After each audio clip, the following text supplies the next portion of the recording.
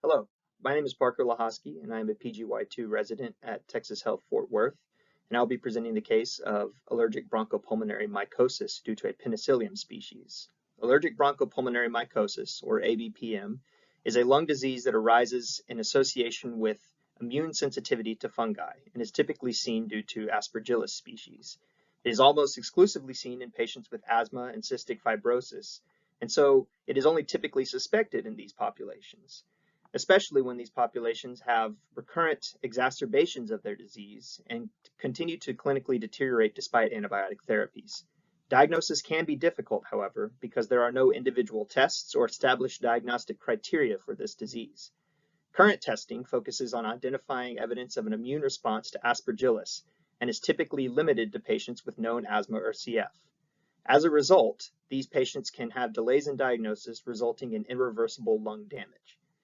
We present the case of a 25-year-old female with no past medical history who presented with hypereosinophilia as well as recurrent mucus plugging for a 3-month period. She first developed the symptoms about a month after COVID pneumonia, and she was in her final trimester of pregnancy.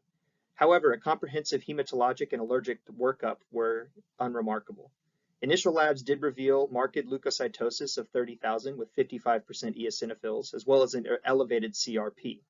There were no abnormalities noted on a chest X-ray, but follow-up CT revealed bilateral infiltrates, predominantly in the lower lobes, as well as bronchiectasis with evidence of mucus plugging.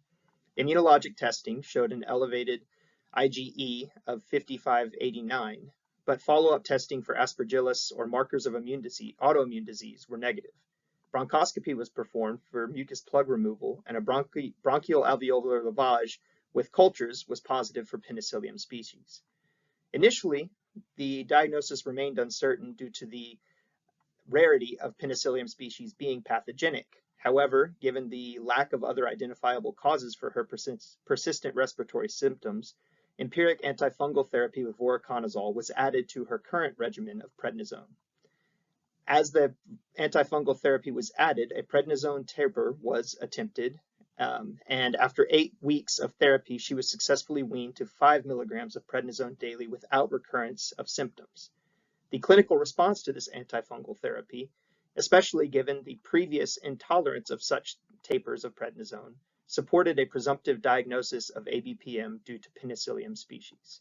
And here in the middle of the slide, you can see some imaging which represents the bilateral basilar infiltrates as well as bronchiectasis.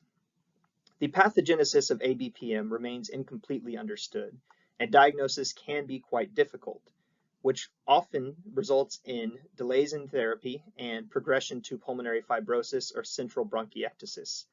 Additionally, diagnostic uncertainty typically results in complications due to the long-term therapy with high-dose glucocorticoids. Our patient's significant improvement with antifungal therapy added to glucocorticoids, despite no evidence of Aspergillus or a history of asthma or CF, highlights the need for further investigation into the pathogenesis of and risk factors for ABPM. Lack of definitive testing for ABPM, especially when caused by pathogens other than Aspergillus, indicates that further research into this disease should be done. Despite this, our recommendation is that ABPM remain on your differential, especially in young patients with recurrent pulmonary issues unresponsive to antibiotic therapies. Thank you for your time.